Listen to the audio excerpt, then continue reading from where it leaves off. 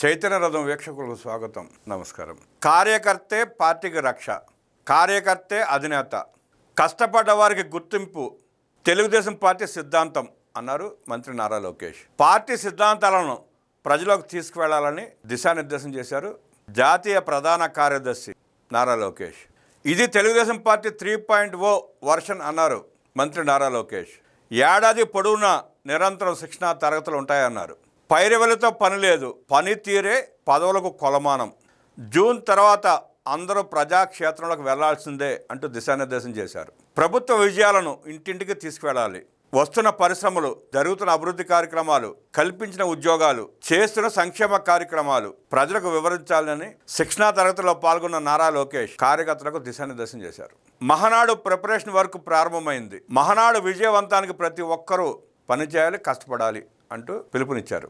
నిలకడలేని జగన్ని సీరియస్గా తీసుకోవాల్సిన అవసరం లేదని కార్యకర్తలతో కాఫీ కబుర్ల సందర్భంగా తన అభిప్రాయాన్ని వెల్లడించారు జాతీయ ప్రధాన కార్యదర్శి లోకేష్. ఆత్మీయ పలకరింపు, కార్యకర్తలకు నేతలకు భరోసా. 87వ రోజు ప్రజాసేవలో లోకేష్. ప్రజా దర్బార్లో వినతుల స్వీకరణ, సమస్యల పరిష్కారానికి ఆదేశాలు. మంత్రి లోకేష్ ప్రజా దర్బార్ నిరాటకంగా కొనసాగుతోంది. కష్టాల్లో ఉన్న వారికి నేనున్నానంటూ ప్రజలకు భరోసా ఇస్తున్నారు. మంగళగిరి తెలుగుదేశం పార్టీ కేంద్ర కార్యాలయంలో 87వ రోజు ప్రజా దర్బార్ నిర్వహించారు.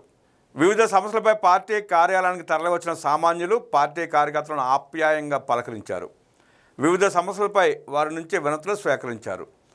సౌత్ కోస్ట్ రైల్వే ఏర్పాటు నేపథ్యంలో విజయవాడలోని లోకో పైలట్ల గాలా డిపోను తరలించకుండా విజయవాడలోనే కొనసాగించేలా తగిన చర్యలు తీసుకోవాలని సిబ్బంది లోకేష్ను కలిసి విజ్ఞప్తి చేశారు.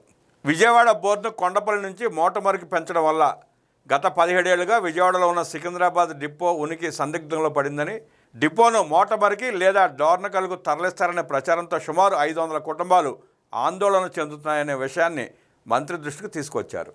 జగన్ మావిగన్ అంటే ఇదేనా అంటూ ఎద్దేవా చేశారు లోకేష్.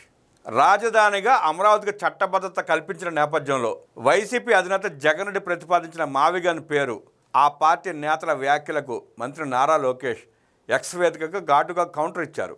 జగన్ వైఖరిని ఎండగడుతూ చేసిన ట్వీట్ సోషల్ మీడియాలో వైరల్ అవుతోంది. రాజధాని అమరావతికి చట్టబద్ధత నేపథ్యంలో అటు అధికార పార్టీ నేతలు, ఏపీ ప్రజలు ఎంతో సంతోషంలో మునిగిపోతుంటే వైసీపీ అధినేత జగన్ మరోసారి తన మావిగన్ వ్యాఖ్యను సమర్థించుకున్నారు. తాడేపల్లిలో ఆ పార్టీ నేతలతో జరిగిన సమావేశంలో ముఖ్యమంత్రి చంద్రబాబుపై అనుచిత వ్యాఖ్యలు చేశారు. ఈ నేపథ్యంలోనే జగన్ వ్యాఖ్యలపై లోకేష్ సెటర్లు వేశారు. మావిగన్ అంటే మాయా అని, వి అంటే విధ్వంసం అని, గన్ అంటే గందరగోళం, గన్ కల్చర్ ఇదేనా జగన్ మీ ప్లాన్ బి అంటూ ట్వీట్ చేశారు. అమరావతి రాజధాని చట్టబద్ధత పైన పార్లమెంట్ ఉభయ సభలో ఆమోదం పొంది రాష్ట్రపతి గారు కూడా ముద్ర వేసిన తర్వాత కూడా జగన్ రెడ్డి ఇంకా మావిగన్ అంటూ పిచ్చి కోతులు పిల్లి కోతులు కోస్తా ఉంటే ఇలాగా స్పందిస్తారు. స్పందన ఇలాగా ఉంటుంది. ప్రజల స్పందన అదే, అధికార పార్టీల స్పందన అదే.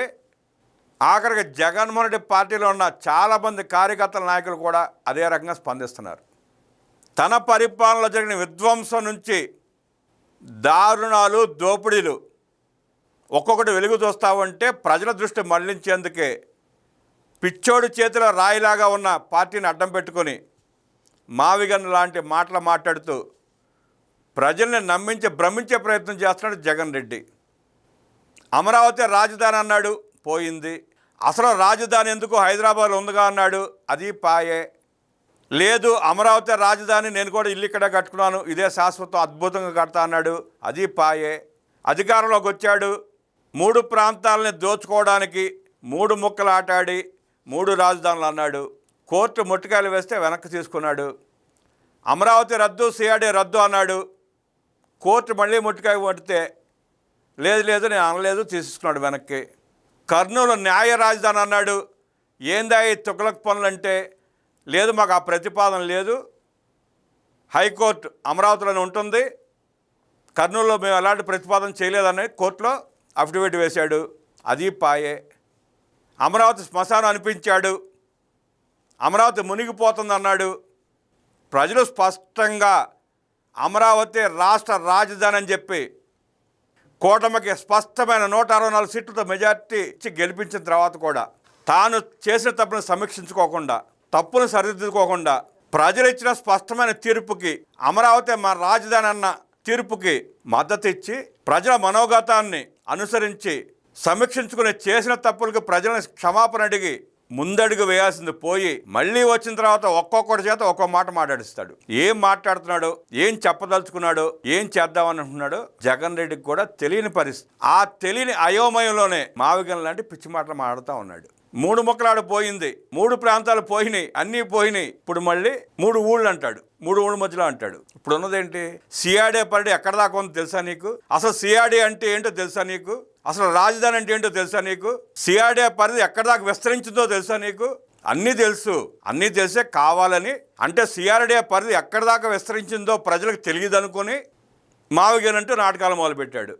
రేపెట్టాకు నోటిఫికేషన్లు వస్తాయి, భూసేకరణ జరుగుద్ది, ఔటర్ రింగ్ రోడ్ ప్రాంతాల ఎక్కడ దాకా విస్తరించిందో ప్రభుత్వం ప్రకటిస్తుంది. అది తెలిసే నేను మావిగన్ అన్నాను కాబట్టే ప్రభుత్వం ఇక్కడ దాకా విస్తరించింది సిఆర్డీ పరిధి అని చెప్పుకోవడానికి ముందుగానే ప్లాన్ చేసుకొని పిల్లి కోతలు మొదలుపెట్టాడు జగన్ రెడ్డి. సిఆర్డీ నిర్మించబోయే ఔటర్ రింగ్ రోడ్ బందర్ సరిహద్దుల దాకా వెళ్తుంది. జగన్ రెడ్డి చెప్పిన బందరు, విజయవాడ, గుంటూరు ఆ ప్రాంతం అంతా సిఆర్డీ పరిధిలోకి వస్తుంది. అందుకే అన్నారు అయోమయం జగన్నాథం. భవిష్యత్తులో ఎలాగో ఔటర్ రింగ్ రోడ్ నిర్మిస్తారు, ఆ ప్రాంతం సిఆర్డీ పరిధే కాబట్టి రేపు ఏం చెప్తాడంటే అత్త అయిపోయిన తర్వాత నేను ఆనాడే చెప్పాను, నన్ను ఫాలో అయ్యారంటాడు. నిన్ను ఫాలో అవడానికి, నువ్వు చెప్పింది వినడానికి ప్రజలేమి నీ పేటీఎం కూలీలు కాదు, కూటమి నాయకులు, కూటమి ప్రభుత్వం ఏమి నీ దండుపాలెం బ్యాచ్ లాంటిది కాదు. స్పష్టమైన అవగాహన ఉంది, స్పష్టమైన లక్ష్యం ఉంది కూటమి ప్రభుత్వానికి. ఏ కార్యక్రమం చేపడితే ప్రజలకు మంచి జరుగుతుందో, ఏం చేస్తే రాష్ట్రానికి మంచి జరుగుతుందో చంద్రబాబు నాయుడు గారికి స్పష్టంగా తెలుసు. ఎక్కడైనా కారు కోతలు, పిచ్చి మాటలు, పిల్లి కోతలు మానేసి ప్రజల పక్షాన మాట్లాడటం నేర్చుకో, ప్రజలకు అవసరమైన కార్యక్రమాలు చేపట్టడం నేర్చుకో. సేంద్రియ వ్యవసాయానికే భవిష్యత్తు అన్నారు మంత్రి అచ్చెన్నాయుడు. రాష్ట్రంలో వ్యవసాయ రంగాన్ని స్థిరమైన అభివృద్ధి దిశగా వ్యవసాయ శాఖ మంత్రి కింజరాపు అచ్చెన్నాయుడు ఆచట నియోజకవర్గంలోని మార్టేరు వ్యవసాయ పరిశోధన కేంద్రంలో నిర్వహించిన కిసాన్ మేళా మారుతున్న వాతావరణం, పరిస్థితులు, సుస్థిర వ్యవసాయం కార్యక్రమంలో ముఖ్య అతిథిగా పాల్గొన్నారు మంత్రి అచ్చెన్నాయుడు. అక్కడ ఎన్జీ రంగా వ్యవసాయ విశ్వవిద్యాలయం ప్రైవేట్ కంపెనీలు ఏర్పాటు చేసిన ప్రత్యేక స్టాల్స్ను పరిశీలించి వ్యవసాయ రంగంలో ఉపయోగించే ఆధునిక యంత్రాలను స్వయంగా నడిపారు. ఈ సందర్భంగా జరిగిన సభలో రైతులను ఉద్దేశించి మాట్లాడుతూ సేంద్రియ వ్యవసాయం ద్వారా రైతులకు తక్కువ వ్యయంతో ఎక్కువ లాభాలు సాధ్యమవుతాయని, అదే సమయంలో భూసారాన్ని కాపాడుతూ ప్రజలకు ఆరోగ్యకరమైన ఆహారం అందించవచ్చని తెలిపారు. ప్రస్తుతం రసాయన ఎరువులు, పురుగు మందుల అధిక వినియోగం వల్ల భూమి నాణ్యత దెబ్బతింటోందని, రైతుల ఖర్చులు పెరుగుతున్నాయని మంత్రి ఆందోళన వ్యక్తం చేశారు. ఈ పరిస్థితిని మార్చడానికి సేంద్రియ వ్యవసాయాన్ని ప్రోత్సహించడం అత్యవసరమని చెప్పారు. రాష్ట్ర ప్రభుత్వం రైతులకు సేంద్రియ వ్యవసాయం వైపు మారేందుకు శిక్షణ, సబ్సిడీలు, మార్కెటింగ్ సదుపాయాలు అందిస్తోందన్నారు. రైతులు ఉత్పత్తి చేసిన సేంద్రియ పంటలకు మంచి ధర లభించేలా ప్రత్యేక మార్కెట్లు ఏర్పాటు చేస్తున్నామన్నారు. భవిష్యత్తు తరాలకు ఆరోగ్యకరమైన పర్యావరణం అందించాలంటే సేంద్రియ వ్యవసాయాన్ని ప్రతి రైతు ఆచరించాల్సిన అవసరం ఉందని మంత్రి పిలుపునిచ్చారు.